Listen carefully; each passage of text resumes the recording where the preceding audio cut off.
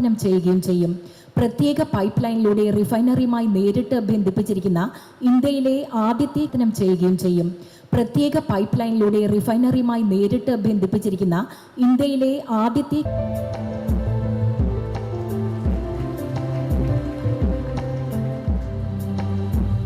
Suresh Gopi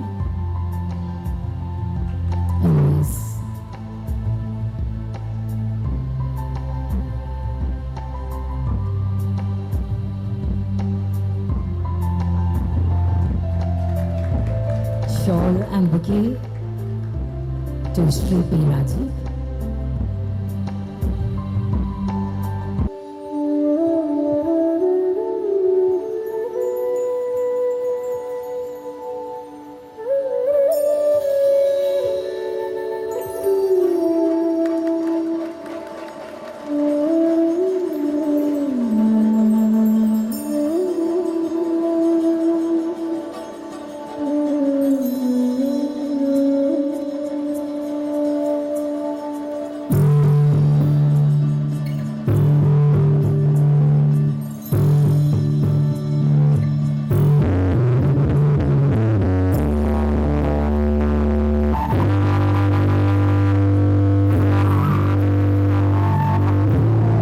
To stand before you today on this very auspicious day that makes a culmination of the enormous efforts put in by various stakeholders for a beautiful mission of Swachh Bharat, Swachh Kerala, Clean India, Clean Kerala. ദിനത്തിന്റെ ഭാഗമായി ലോകത്തിലെ 20 zero waste നഗരങ്ങളെ തിരഞ്ഞെടുത്തപ്പോൾ ആ 20 നഗരങ്ങളിൽ ഇന്ത്യയിൽ നിന്നുള്ള ഏക നഗരം വർക്കല മുനിസിപ്പാലിറ്റിയാണ് എന്ന കാര്യം ഞാനിവിടെ അറിയിക്കുകയാണ്. ഏഷ്യയിൽ നിന്ന് 20 എണ്ണത്തിൽ 2 എണ്ണമേ ഉള്ളൂ. അതിലൊന്നുകൂടിയാണ് വർക്കല മുനിസിപ്പാലിറ്റി. അതിന് അവരെ അർഹമാക്കിയത് പ്രധാനമായും വികേന്ദ്രീകൃതമായിട്ടുള്ള മാലിന്യ സംസ്കരണത്തിൻ്റെ അതുപോലെ ഹരിതകർമ്മസേനയെ ഉപയോഗിച്ചുള്ള ഡോർ ടു ഡോർ കളക്ഷൻ്റെ കേരള മാതൃകയാണ്. അടുത്ത 2 വർഷം കൊണ്ട് ഇന്ത്യയിൽ ഡം സൈറ്റുകളില്ലാത്ത ആദ്യത്തെ സംസ്ഥാനമായി കേരളത്തിന് മാറാൻ കഴിയും എന്നിപ്പോൾ ധൈര്യമായിട്ട് പ്രഖ്യാപിക്കാനാവും. എന്നാൽ ജൈവമാലിന്യ മേഖലയിൽ വലിയൊരു കുതിച്ചുചാട്ടമാണ് നാം നടത്താൻ പോകുന്നത്. ഭാരത് പെട്രോളിയം കോർപ്പറേഷൻ ലിമിറ്റഡ്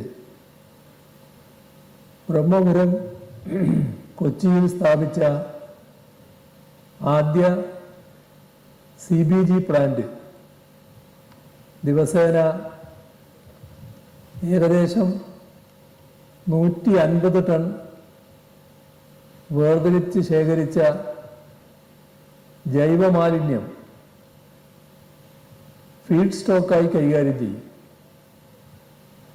ഇതിൻ്റെ പ്രത്യേകത, ഇതിലൂടെ ദിവസേന ഏകദേശം 5.6 ടൺ കംപ്രസ്ഡ് ബയോഗ്യാസ് CBG ഉൽപ്പാദിപ്പിക്കുമെന്നതാണ്. 28 ടൺ ജൈവവളം നിർമ്മിക്കാനും ഇതിലൂടെ കഴിയും. ജൈവമാലിന്യം സംസ്കരിക്കുന്ന കംപ്രസ്ഡ് ബയോഗ്യാസ് പ്ലാന്റ് നിലവിലുള്ള സംസ്ഥാനത്തിലെ ആദ്യ നഗരമായി കൊച്ചി ഇതോടെ മാറുകയാണ്. ഒരേ സമയം BPCLനും കോർപ്പറേഷനും ഒരുപോലെ സഹായകമായ ഒരു സംവിധാനമാണിത്. കോഴിക്കോട്, കൊല്ലം നഗരങ്ങളിലും ഇതേ മാതൃകയിൽ പ്ലാന്റുകൾ സ്ഥാപിക്കുന്നതിനുള്ള എഗ്രിമെൻറ്റിൽ സംസ്ഥാനവും BPCLും തദ്ദേശഭരണ സ്ഥാപനങ്ങളും ഒപ്പുവെച്ച് കഴിഞ്ഞു. ഇതുകൂടാതെ സംസ്ഥാനം നേരിട്ട് നടപ്പാക്കുന്ന പാലക്കാട്, തൃശ്ശൂർ പ്ലാന്റുകൾ PPP മോഡിലാണ്. KSWMP പദ്ധതിയിലൂടെ കീഴിൽ ഏറ്റെടുത്തിരിക്കുന്ന ചങ്ങനാശ്ശേരി പ്ലാന്റ് ഇവ കൂടി പ്രവർത്തനക്ഷമമാകുന്നതോടെ ഈ മേഖലയിൽ വലിയ തോതിൽ മുന്നേറാൻ നമുക്ക് കഴിയും. അങ്ങനെ വരുമ്പോൾ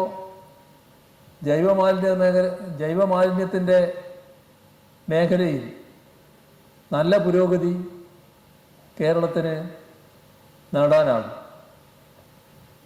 നിറഞ്ഞ സന്തോഷത്തോടെ എല്ലാവരുടെയും അനുമതിയോടെ ഈ പ്ലാന്റിൻ്റെ ഔപചാരികമായ ഉദ്ഘാടനം നിർവഹിച്ചതായി അറിയിച്ചുകൊണ്ട് അവസാനിപ്പിക്കുന്നു. നിങ്ങൾക്ക് എൻ്റെ സ്നേഹാഭിവാദനങ്ങൾ. That is the fuel, non-smoke or poison emitting fuel that drives us into effective administrational skills at display, and this is one such skill.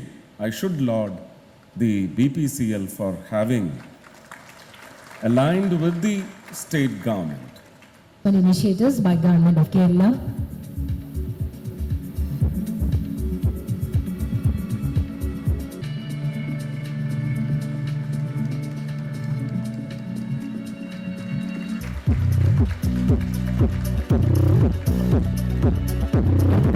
ഏകീകൃത മാലിന്യ മാനേജ്മെന്റ് റിപ്പോർട്ടിന്റെ പ്രകാശനമാണ്.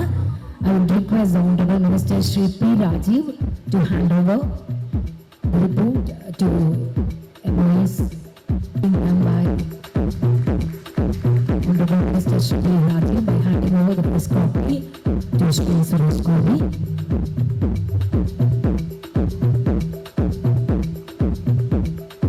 So here we have this consolidated report on waste management initiatives. അന്ന് തദ്ദേശ സ്വയംഭരണ വകുപ്പ് മന്ത്രിയും എനിക്കും mayor അനിൽകുമാറിനും ടീമിനൊപ്പം പൂർണ്ണമായും സമർപ്പിച്ചുവെന്ന മറ്റൊരാൾ കൂടിയുണ്ട്. നമ്മുടെ അന്നത്തെ ജില്ലാ കളക്ടർ ശ്രീ NSK ഉമേഷ്. അദ്ദേഹം പൂർണ്ണമായിട്ടും ഈ പദ്ധതിയുടെ തുടക്കം മുതൽ ഉള്ള ആളാണ്. അതേപോലെ തന്നെ നഗരസഭയുടെ എല്ലാവരും കൂടി ഉണ്ടെങ്കിലും യഥാർത്ഥത്തിൽ അഭിനന്ദിക്കേണ്ട ആൾ അന്നത്തെ പഞ്ചായത്ത് പ്രസിഡൻ്റായിരുന്നു. ഇപ്പോൾ അവരില്ല. ആ പഞ്ചായത്ത് ഭരണസമിതിയും പഞ്ചായത്ത് മൊത്തത്തിലും ഇപ്പോഴത്തെ പഞ്ചായത്ത് പ്രസിഡന്റ് ഉണ്ട്, അവരെയാണ് പ്രത്യേകം അഭിനന്ദിക്കേണ്ടത്. കാരണം നഗരത്തിൻ്റെ മാലിന്യം സംസ്കരിക്കുന്നതിൻ്റെ പ്രശ്നങ്ങൾ അഭിമുഖീകരിക്കുമ്പോൾ ആ ഭരണസമിതി പൂർണ്ണമായിട്ടും ഗവൺമെൻറ്റിൻ്റെ നടപടികൾക്കൊപ്പം നിന്നു എന്നുള്ളതിന് ഈ സന്ദർഭത്തിൽ ഞാൻ അവർ സ്റ്റേജിലില്ലെങ്കിലും പ്രത്യേകം നന്ദി രേഖപ്പെടുത്തുകയാണ്.